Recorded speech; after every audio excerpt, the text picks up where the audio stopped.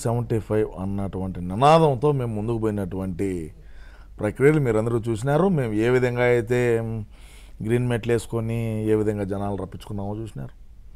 అన్ననకంగా ఒక 3 సీట్లు ఎక్స్ట్రా కావాలని చెప్పి 178 స్థానాల్లో మేమే గెలుస్తా ఉన్నటువంటి నినాదంతో నేను ముందుకు పోయినటువంటి మాట వాస్తవం. 178 ఆ మిగతా మూడు ఎక్కడివి? 3 ఒకటి అస్సాము విజయసాయిరెడ్డి అల్లుడు కాట్పాడి తిరవలూరు. సార్ నవ్వుతారేంటి సార్ మీరు? అరే వింటున్నాము, చెప్పండి. మీరే మేము ఉండే అంత సీరియస్గా మీరు ఎందుకు ఉండలేదు సార్? అంటే మేము కమెడియన్లో కూడా అప్పుడు కూడా సీరియస్గానే మేము కమెడియన్లా మరి ఎందుకు నవ్వుతున్నారు మీరు? చెప్పండి. ఇప్పుడు మేము ఆ విధంగా ముందుకు పోయినటువంటి మాట వాస్తవం.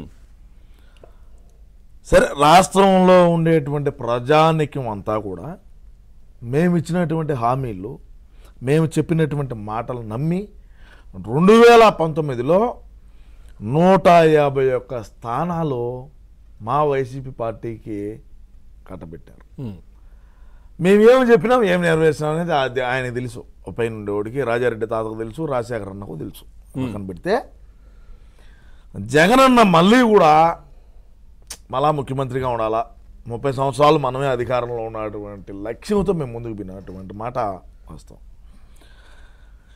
ఇప్పుడు మన ఆర్పి గారు తెలుగుదేశం పార్టీ, ఇంకొక ఆయన జనసేన, ఇంకొక ఆయన బీజేపీ, భారతీయ జనతా, ఈ మూడు కలిపి ఈ 3 పార్టీలు ఏకమై ఈ కూటమి ప్రభుత్వం ఏదైతే ఉన్నదో అసలు కనీ విని ఎరగని రీతిలో వీళ్ళైతే ప్రభుత్వాన్ని ఏర్పాటు చేశారు.